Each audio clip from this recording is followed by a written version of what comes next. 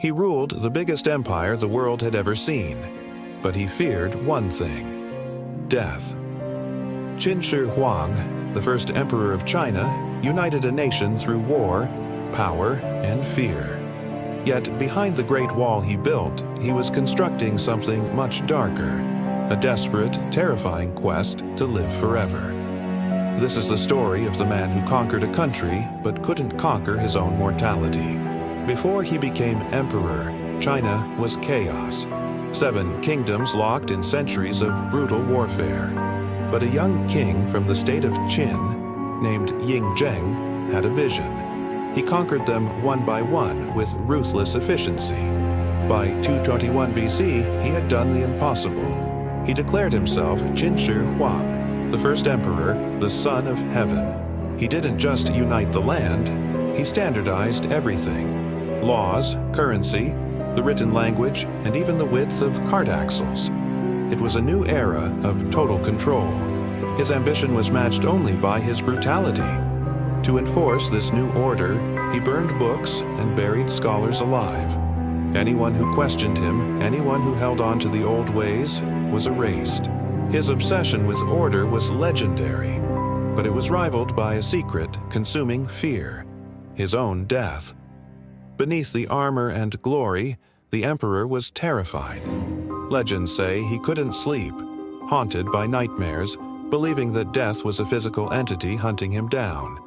As the Son of Heaven, he believed dying meant losing his divine right, a failure of cosmic proportions.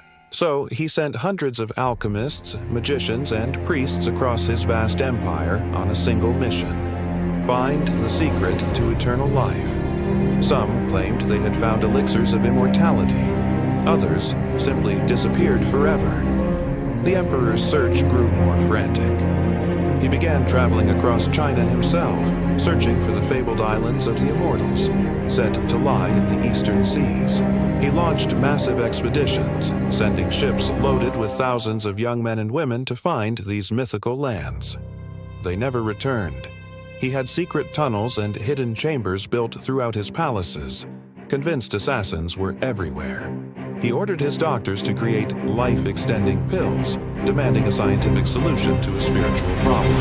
Every command, every breath was about escaping the inevitable. His paranoia spiraled. He saw conspiracies and betrayal around every corner. As his body began to age and weaken, the emperor turned from a quest he couldn't win to a project he could control: his afterlife. Beneath a mountain near modern-day Xi'an, he began building his final empire, an entire city for the dead. For decades, over 700,000 workers toiled to construct his tomb, a subterranean palace designed to mirror the world above. And to protect him in eternity, he commanded the creation of an army of over 8,000 clay soldiers. The Terracotta Army. Each soldier is unique, with a different face, a different expression, as if their souls were captured in the clay, still standing guard today. The tomb itself remains a mystery. It's said to contain rivers of flowing mercury, priceless treasures, and deadly traps to deter intruders. To this day, it remains unopened, a silent underground kingdom waiting for its emperor. And then, the ultimate irony. The man who wanted to live forever was killed by his own cure. In 210 BC, during one of his long journeys in search of immortality, Qin Shi Huang took one of his alchemist's newest pills, a concoction meant to grant him eternal life. It was filled with mercury. Days later, he fell gravely ill and died. His most trusted officials were so terrified of the chaos his death would unleash that they kept it a secret. For weeks, they transported his body back to the capital, hidden in a convoy of carts filled with rotting fish to mask the smell of his decaying corpse. Qin Shi Huang's dynasty collapsed just a few years after his death. The empire he built with iron and blood proved fragile, but his legacy, born from his fear of being forgotten, did not. The Great Wall still snakes across the mountains. The Terracotta Army still stands at attention, and the man who feared death more than anything became immortal, not through a magic pill, but through history. He became a legend, forever remembered as the emperor who tried to live forever.